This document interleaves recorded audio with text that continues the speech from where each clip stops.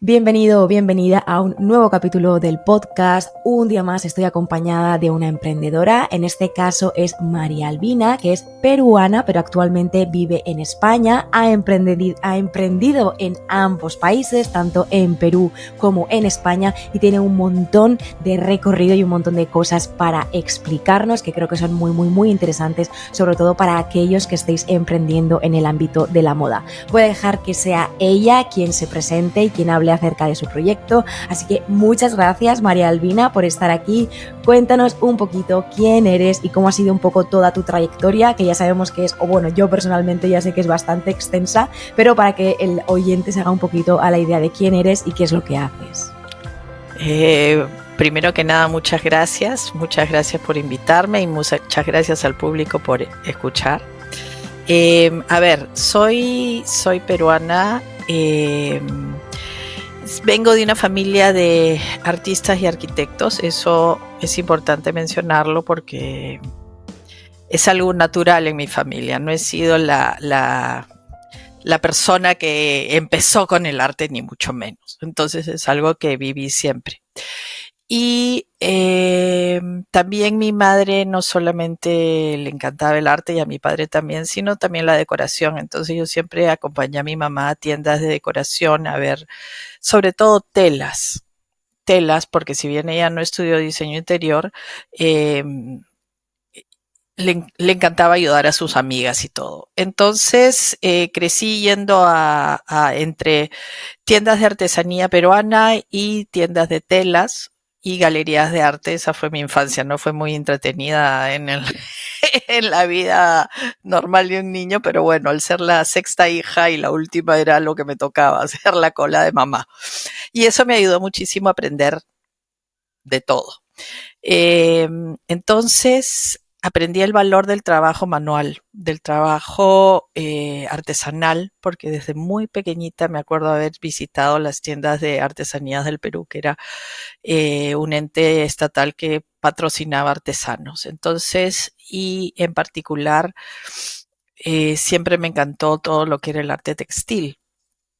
El Perú tiene una trayectoria de textiles de toda su historia, ¿no? Entonces aprendí muchísimo de eso y conforme fue pasando la vida estudié diseño interior, pero descubrí que lo que me gustaba a mí era estar manos a la obra y no tanto delegar. Entonces, como no iba a ser un carpintero porque me compré una herramienta para hacer carpintería y me dio miedo, decidí dedicarme a las telas. Entonces, cosas de la vida, fui entrando a tiendas de decoración, tiendas de telas y empecé a aprender muchísimo. Entonces, descubrí que yo podía diseñar telas a pequeña escala con artesanos peruanos. Trabajé con artesanos de Cajamarca, que es una provincia que trabajan con un telar de cintura angosto. Hice piezas de decoración y me fue muy bien en los años que trabajé con ellos. Gente muy sabia, eh, además con muchas ganas de aprender. Y también trabajé con bordadoras de otra región del Perú que trabajan en técnicas heredadas de los españoles en realidad, ¿no? Entonces, hay cierto mestizaje en la artesanía peruana que el que la revise rapidito se va a dar cuenta cómo es. Entonces, eso fue durante varios años hasta que eh, tuve un esguince de tobillo y dejé de andar por todos lados y empecé a pintar, que es lo que yo había empezado a hacer a los 20 años y después de muchos años empecé a pintar en serio y es lo que he venido haciendo en los últimos 15 años más o menos, un poco más. Y bueno, entonces ahí entra un poco cómo entro a otras áreas del diseño, ¿no? Con la pandemia me metí a mi taller, no tenía lienzos, tenía que reciclar, incluso reciclé sábanas, sábanas viejas, armé mi propio bastidor y, y me di cuenta que había algo que hacíamos todos en pandemia, que es adornarnos de aquí para arriba, ¿no? Y, Que y es lo que se decir, ve en las conferencias, en las videollamadas, ¿no? exacto. Entonces recordé que había tenido un sueño unos meses antes, que es que eh, soñaba con hacer pañuelos de seda en base a mis cuadros, Ujú. ¿no? Y empecé a hacerlo. Empecé a hacer la investigación, empecé a buscar muestras, quién me los imprima, porque yo no voy a pintar la seda, sino hago la edición digital. Estudié algunos cursos de edición digital y ahí empecé a trabajar los pañuelos de seda, ¿no? O sea que básicamente toda tu vida ha estado ligada al arte y al diseño de una u otra manera. Iniciaste haciendo textil de hogar, ¿no? O sea, lo que viene a ser decoración, pero textil. Pasaste después a la pintura y volviste un poco al textil, pues plasmando tus pinturas, esta vez en pañuelos de seda. Cuéntanos un poquito, no sé si quieres contarnos un poquito más acerca de cómo era cuando tú trabajabas con artesanos en Perú, como bien has mencionado, con estas técnicas antiguas y demás.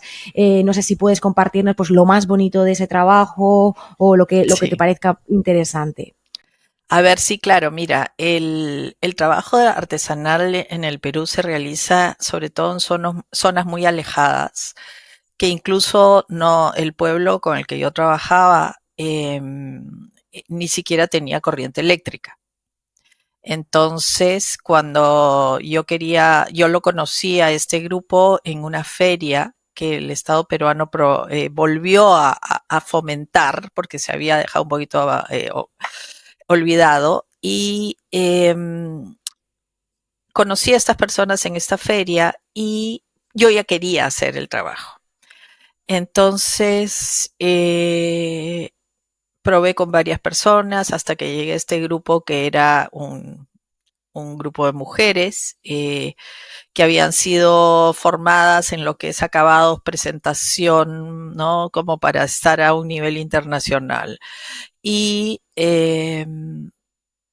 empecé a trabajar con ellos a través de la internet, les mandaba mi diseño por internet, por email, bajaban al pueblo siguiente que tenía el email, imprimían y al cabo de el tiempo prudente me enviaban una encomienda que es un paquete a través de bus. El correo no funcionaba en esas circunstancias. Entonces me llegaban estos paquetes y curiosamente, a manera de anécdota, yo abrí el paquete y si bien la fibra con la que trabajaban yo la había enviado desde Lima para que sea una fibra lavable, ¿no? De un poco más comercial, que tenía muy buena textura, eh, uno lo abría y olía a oveja. A ¿Qué campo. pasaba?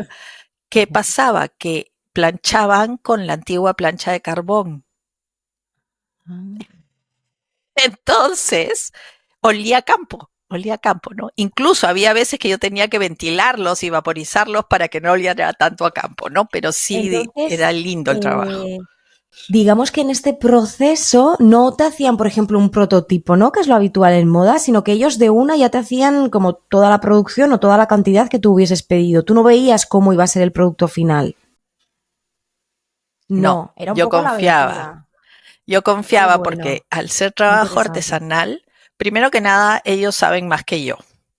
Segundo, ya habían tenido las preparación previa por parte de especialistas que les habían enseñado a presentar bien los productos y acabar bien, ¿no?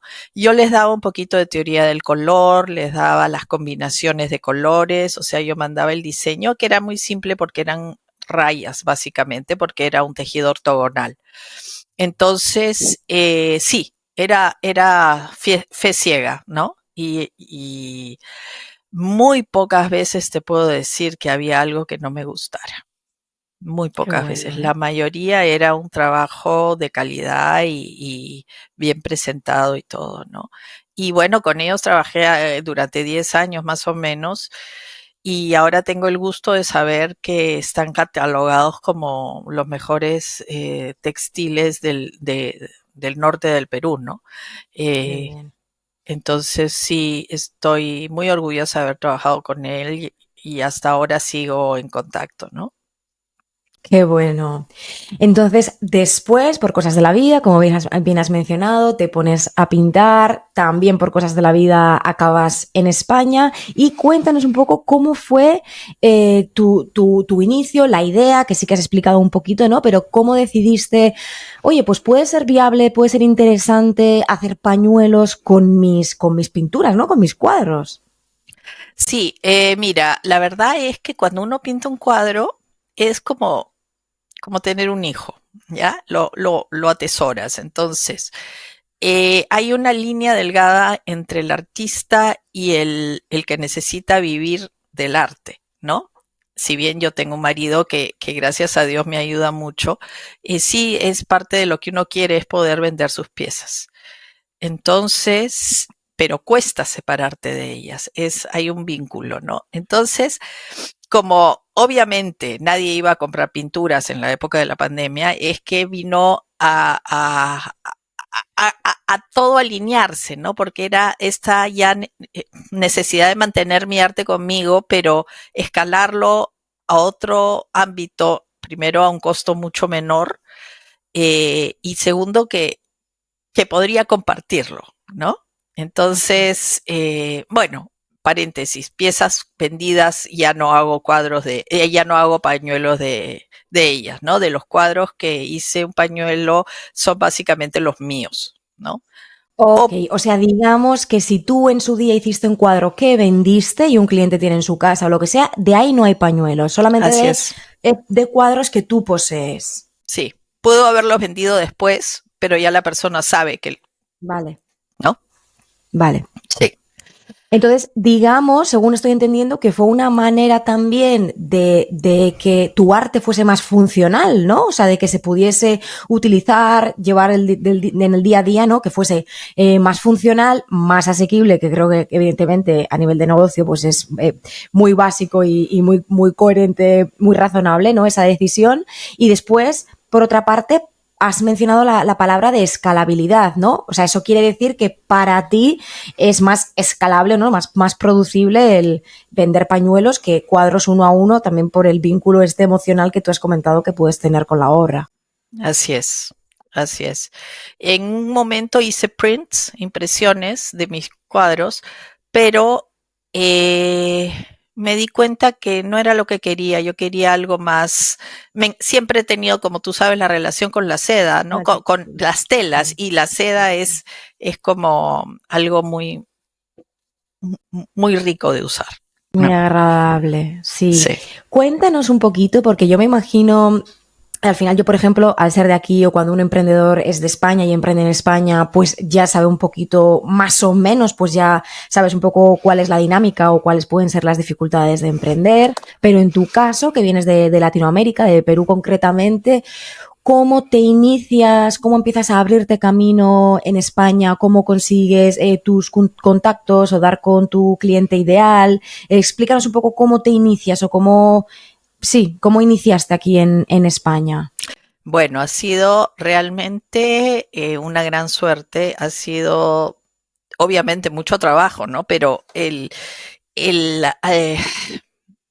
la patada inicial, digamos, la tuve porque en internet, desde Lima, empecé a seguir gente, influencers o gente de alguna manera conectada en España, y caí con una mujer que me pareció idónea, que es una relacionista pública.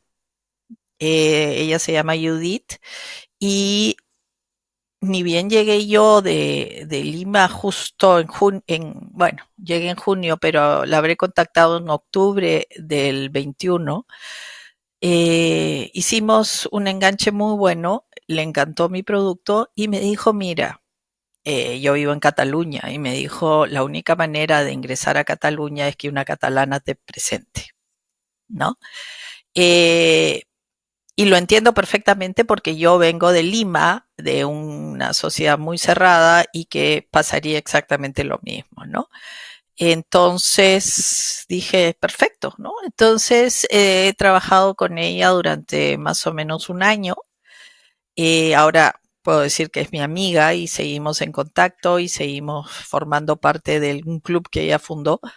Pero básicamente eso es lo que me generó las relaciones, ¿no? Entonces empecé a trabajar, a conocer personas y conocer personas que estaban dentro de mi público objetivo, eh, y que ellas me conozcan a mí personalmente, que sepan cómo soy, cómo pienso, cómo actúo, y de ahí el producto, ¿no? O sea, es un approach muy personal. Digamos que también estamos hablando de un producto que es un poco premium, es decir, un producto de determinada calidad, que estábamos hablando de seda y demás, entonces sí que igual tiene sentido, ¿no? Que por el tipo de producto que tú vendes, pues también tenga que ir acompañado de una venta, de una atención y demás, pues como más detallada.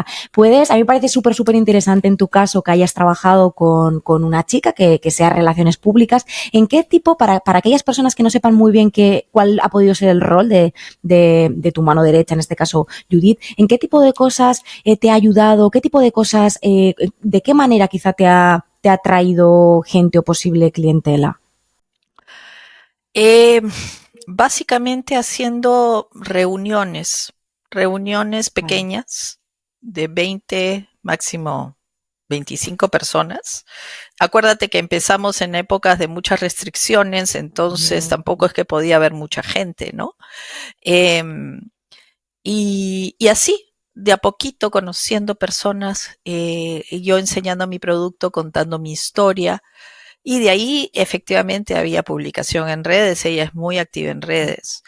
Y, y poco a poco se fue generando que las clientas querían comprar y de ahí empezaron a hablar entre ellas y recomendar y es casi ya es, ay, todavía no tengo un pañuelo tuyo, pero pronto podré comprarme uno, ¿no? Entonces eso genera para mí una alegría tremenda, ¿no? Porque hay una relación eh, personal con el cliente, ¿no? Y de hecho, también me ha ayudado a conocer el público de, nuevamente, de cierto nivel eh, de gustos en Barcelona, ¿no? Entonces, he adaptado un poquito lo que yo hago al público de Barcelona, a diferencia del de Lima. Te voy a dar una anécdota muy cortita. En Lima para Año Nuevo usamos amarillo, ¿ya? Amarillo, oro, es el color, ¿no? Entonces es un color muy poco, no sé, muy Discreto. poco discreto, hasta hay veces lo usas escondido en la ropa interior o algo, porque no es un color que le va a todo el Sí, mundo, ya. ¿no? En cambio aquí me enteré que era rojo, ¿no? Ah, sí, sí, sí. Sí, ¿no? Entonces, curiosamente, no sabía yo y saqué todo en tonos dorados pensando en el año nuevo. Pero bueno, en Lima sí pegó porque yo trabajo paralelamente, ¿no? Mis colecciones, yo saco una colección al año, salvo después que saque algún producto chiquito, ¿no? Pero básicamente es una colección al año y trabajo con las dos estaciones paralelamente porque estamos a la inversa, ¿no? Entonces, nada, lo que no se vende en España se vende en Lima y lo que no se vende en Lima se vende en España por temporalidad, ¿no? O sea que digamos que al final esta figura te abrió la puerta a un círculo donde pues se encuentra tu cliente ideal o tu clientela y demás. Para ir finalizando, porque ya se nos acaba el tiempo, pero me parece muy interesante que quizá posibles emprendedoras o emprendedores que tengamos escuchándonos en Latinoamérica, no sé si te ha llamado la atención o podrías mencionar algunas diferencias muy grandes que hayas visto entre emprender o vender, no sé si respecto al cliente o respecto a la manera de producir, de comunicarte, como sea, entre Latinoamérica o concretamente en Perú y en España y principalmente, claro, en Cataluña, que es donde tú estás. A ver, sí creo que en Latinoamérica todos somos emprendedores, ¿ya? ¿Por qué? Porque, salvo excepciones, siempre ha habido un estado inexistente. Entonces, por lo menos en el Perú se apoya bastante al micro y pequeño empresario, y sí hay facilidades para tener tu pequeña empresa en cuestión impuestos. Si no produces, si no vendes, no tienes tienes que declarar más no pagar, Pero no etcétera. pagar. ¿Ya? Eso fue una primera cosa que me llamó la atención aquí, pero después me di cuenta que para ser autónomo lo que sucedía es que estabas dándole el dinero al fisco para después tener tú tu jubilación. Pero ¿qué sucede? Que yo ya me jubilé en el Perú, ¿no? Entonces, ya no me conviene entrar en ese sistema porque no voy a aportar lo suficiente. Tengo la suerte de que mi esposo sí abrió una empresa aquí, entonces abrimos una rama que encajaba con el sistema, ¿no? Entonces ya yo pago mis impuestos a través de él. Pero digamos que eso por el lado que no veo ningún problema en una persona joven que está planeando abrir un negocio. Bueno, sí, hay que cumplir con la ley, ¿no? Entonces, efectivamente, en España no son tan magnánimos con los pequeños emprendedores. Veo que mucha gente se queja de eso, pero tienen otros beneficios que no tenemos en Latinoamérica, ¿no? O sea, el acceso a la seguridad social, a la educación, son otras cosas que allá no tenemos, entonces tenemos que vernosla por nosotros.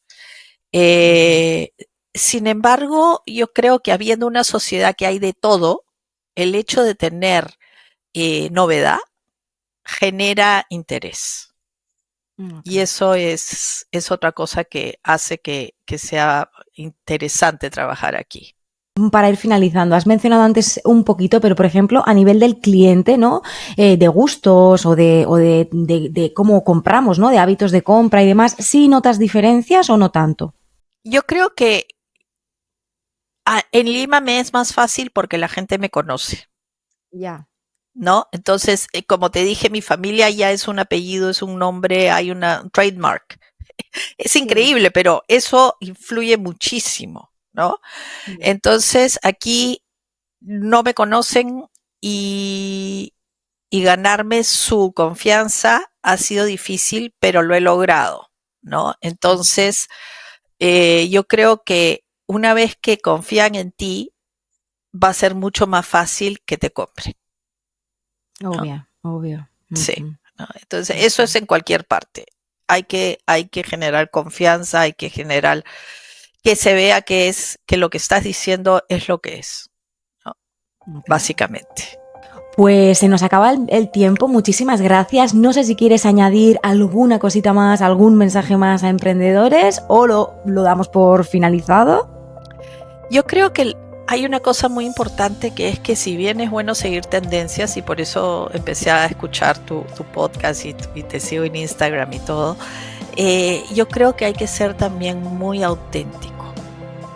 Muy auténtico. Y por eso he hecho yo los pañuelos, porque es algo atemporal. Y eso es lo que yo valoro, ¿no? No el arte efímero, no la moda efímera, sino algo que perdure, porque es una forma también de ser sustentable, ¿no?